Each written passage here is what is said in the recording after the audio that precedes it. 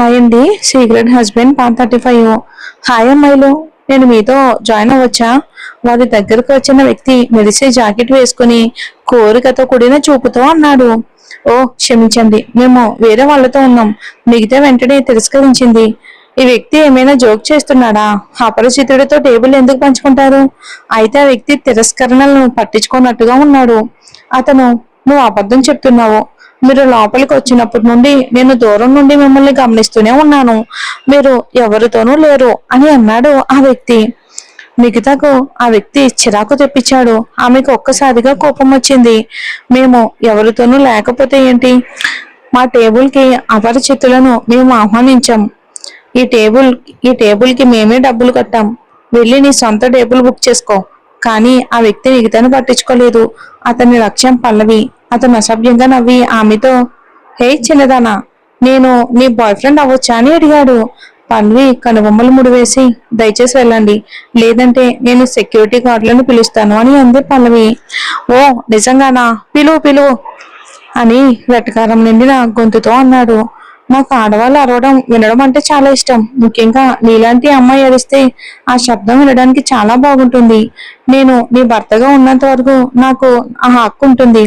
ఆ మాట చెప్పిన తర్వాత ఆ పోకిరి పల్లవికి మరింత దగ్గరగా జరిగి, రా, మంచి పిల్లవి కదా, సరదాగా ఉండిపోదాం అని కొనసాగించాడు. అంతలోనే పెద్ద శబ్దం వినిపించింది. ఆ వ్యక్తి తల మీద ద్రాక్ష రసం సీసా పగలడంతో గాజు ముక్కలు గాల్లోని ఎగిరిపోయాయి. మిగతా ఇంకా వణుకుతున్న చేతులతో మిగిలిన సగం సీసాను పట్టుకుని ఉంది. ఆమె ఆ వ్యక్తి వైపుకు చూపిస్తూ కోపంగా, దాని దగ్గరికి రావద్దు అని అరిచింది. ఆ వ్యక్తి తల నుండి రక్తం కారి ముఖం మీదకు పడుతుంది. అతను తల పట్టుకుని మిగతా వైపుకు వేలు చూపిస్తూ కోపంగా తిట్టాడు. ఛీ, నువ్వు చూసుకో. ఇంత పొట్టి బట్టలు వేసుకుని ఒళ్ళంతా చూపిస్తూ మద్యం దుకాణానికి వచ్చి మళ్ళీ అమాయకురాల్లో నడుస్తావేంటే? అలా మాట్లాడుతూ ఉండగానే అతను టేబుల్ మీద ఉన్న ఒక సీసాన్ని తీసుకుని పల్లవి వైపుకు చూపిస్తూ కళ్ళ నిండా దురుద్దేశంతో, నువ్వు ఒప్పుకున్నా ఒప్పుకోకపోయినా ఈ పిల్ల నాది అన్నాడు. పైన మోహన్ పనివాడు ఇదంతా చూస్తూ ఉన్నాడు. పనివాడు కంగారుగా మోహన్ వైపుకు తిరిగి, మోహన్ గారు, మనం కిందకి వెళ్ళి వాళ్ళకి ఏదైనా సహాయం చేద్దాం అని అడిగాడు. మోహన్ నవ్వి ప్రశాంతంగా, వద్దు, కంగారు పడుకో, మంచి నాటకం చూడు అని సమాధానమిచ్చాడు. ఆ క్షణంలో పల్లవి మిగతా కూర్చున్న కుర్చీల దగ్గర అంతా గందరగోళంగా ఉంది. అప్పుడు మరో పెద్ద శబ్దం వినిపించింది. ఆ వ్యక్తి చేతిలోని సీసా హఠాత్తుగా వెనక్కి తిరిగి తన తలకి తగిలి పగిలిపోయింది. అతని గాయాల నుండి మరింత రక్తం వచ్చింది. ఈసారి అతని ముఖం అంతా రక్తంతో నిండిపోయింది. చూడటానికి భయంగా ఉంది. అతనికి మరింత కోపం వచ్చింది. అతను వెనక్కి తిరిగి, ఎవర్రా నువ్వు అని అరిచాడు. అతని మాట పూర్తి చేయకముందే ఎవరు అతని చేతిని మిల్లి తిప్పడంతో నొప్పితో అరిచాడు. తర్వాత అతన్ని నేల మీదకు తోసి ఎవరో అతన్ని తల మీద కాలు పెట్టి తొక్కారు. అతను కీచుమన్న అరుపు ఇక షాప్ అంతా కూడా వినిపించింది. పెద్దగా పాటలు వస్తున్న ఆ అరుపు మిగతా కస్టమర్ల చెవులకు చేరింది. సీసాలు పగలగొట్టడం అంటే నీకు ఇష్టం అనుకుంటా కదూ? ఆ వ్యక్తి తల పైనుండి ఒక మగ గొంతు వినిపించింది. ఆ పోకిరి కళ్ళు రక్తంతో నిండిపోయాయి. మాట్లాడింది ఎవరా అని తెలుసుకోవాలన్న ఆత్రంతో కష్టంగా కళ్ళు తెరవడానికి ప్రయత్నించాడు. అతన్ని మస్క దృష్టితో ఆ రహస్య వ్యక్తి ముఖం కనిపించింది. అతను చాలా హ్యాండ్సమ్ గా ఉన్నాడు, కానీ అతని ముఖం గంభీరంగా ఉంది. అతను పాతాళం నుండి వచ్చిన రాక్షసులా ఉన్నాడు. ఆ క్షణంలో ఆ వ్యక్తి వెంటనే చిటిక వేశాడు. వెంటనే పనివాడు దూసుకుంటూ వచ్చాడు. అక్కడ ఉన్న సీసాలను తోసుకుంటూ. అంటే ఆ రిక్షాలోని ద్రాక్షరసం సీసాలు చాలా ఖరీదైనవి అని అర్థం. ఆ వ్యక్తి తన కాలు పైకెత్తి రిక్షా నుండి ఒక సీసా తీశాడు. తర్వాత దాన్ని ఆ పోకిరి తల మీద డామ్మని పగలగొట్టాడు. విరిగిన సీసా పొదనైన అంచు దాదాపు ఆ పోకిరి కంటిలోకి గుచ్చుకున్నంత పని చేసింది.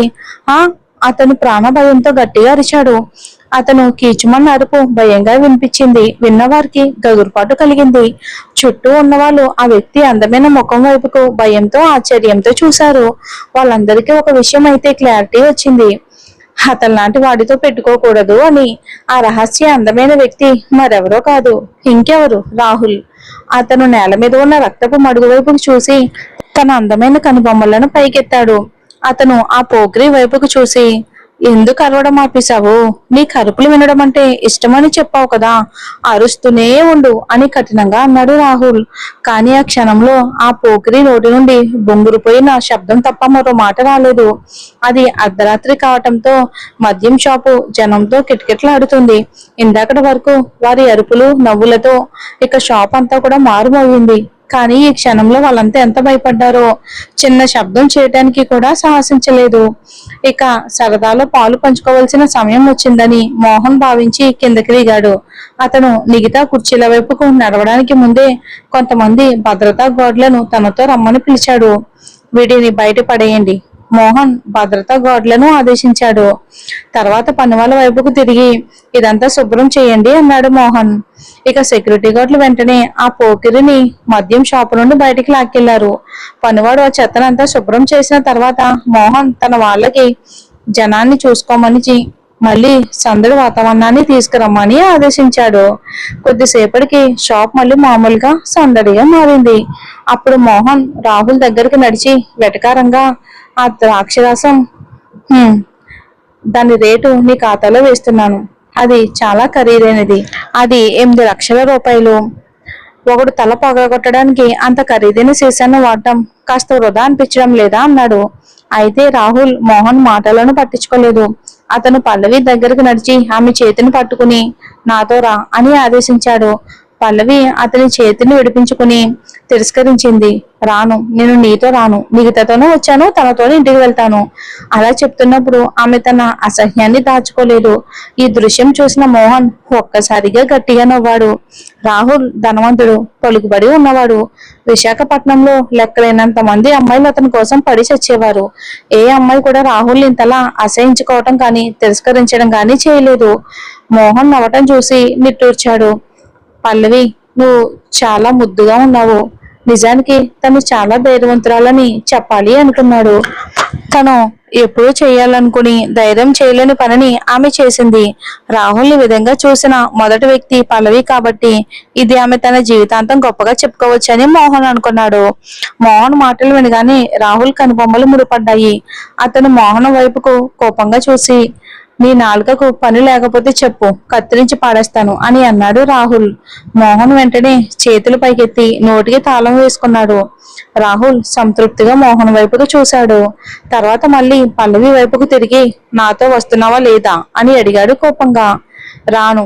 పల్లవి ఇక రాహుల్ని పట్టించుకోవాలి అని అనుకోలేదు. ఆమె, రాహుల్, మనం విడాకులు తీసుకుంటున్నామని గుర్తు చేస్తున్నాను అంతే అని అంది.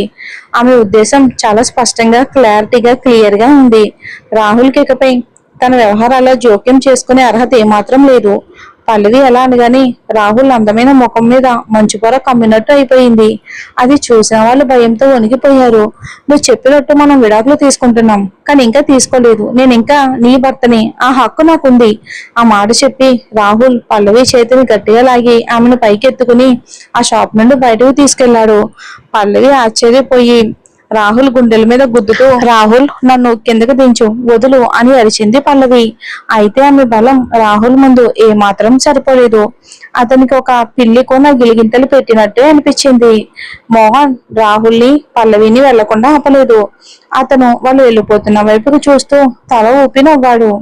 కొన్నిసార్లు రాహుల్ నిజంగా వైరుధ్యాలతో నిండుంటాడు. స్పష్టంగా అతనికి పల్లవికి విడాకులు ఇవ్వటం ఇష్టం లేదు. కానీ అతను దాన్ని ఒప్పుకోవటానికి చాలా మొండివాడు. నిఖిత కూడా పల్లవి వెనకాల వెళ్ళడానికని లేచి నిలబడింది.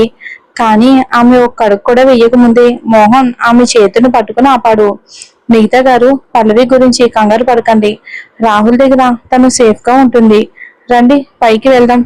జగదీష్ మీకోసం ఎదురు చూస్తూ ఉన్నాడు. జగదీష్ పేరు వినగానే నిఖిత ముఖం పాలిపోయింది.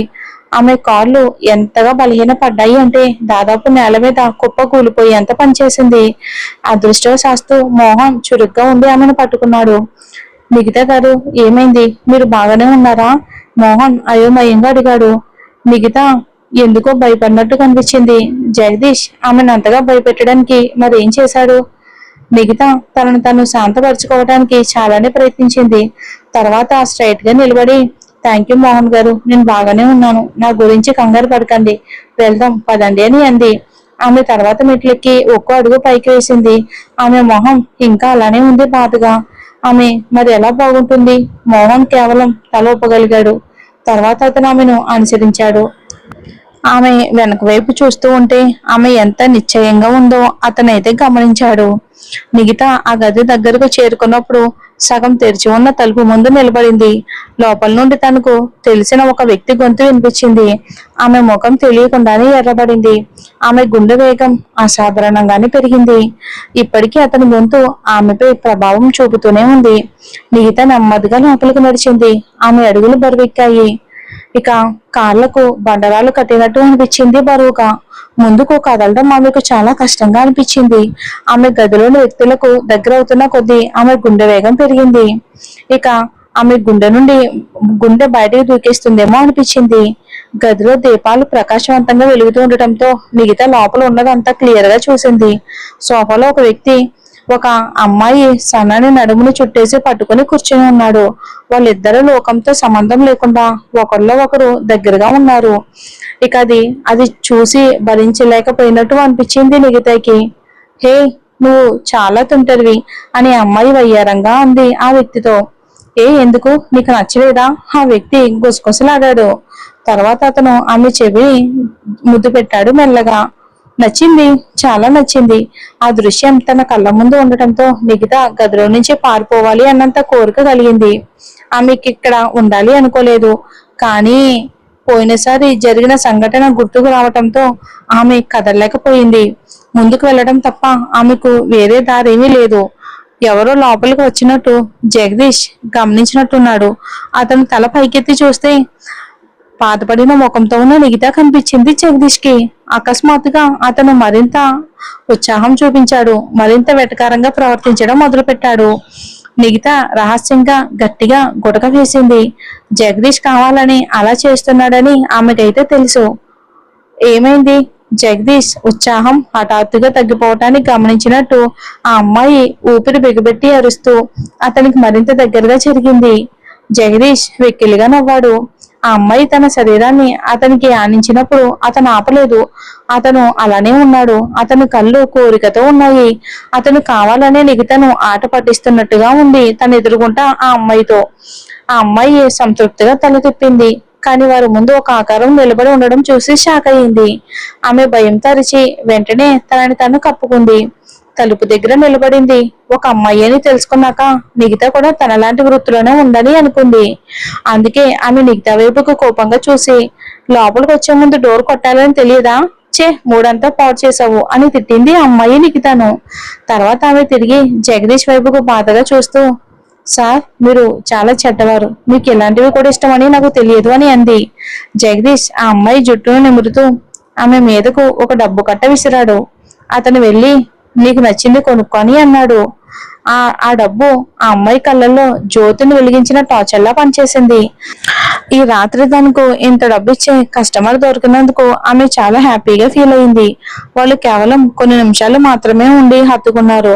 కానీ అతను అప్పుడే ఆమెకి ఇంత డబ్బు ఇచ్చాడు. నిజానికి ఆమెకు జగదీష్ ఎంత అందంగా అనిపించాడు అంటే ఇక 1000 సార్లైనా అతనికి సేవ చేయడానికి సిద్ధంగా ఉంది. ఆ అమ్మాయి అన్ని కూడా రెడీ చేసుకుని లేచి పైకి నిలబడింది. ఆమె నిగిత పక్క నుండి వెళ్తున్నప్పుడు నిర్లక్ష్యంగా, త్వరగా ఇక్కడ నిలబడి అమాయకురాల్లో నటించకుండా నీ పని నువ్వు చెయ్యి అని అంది ఆ అమ్మాయితో.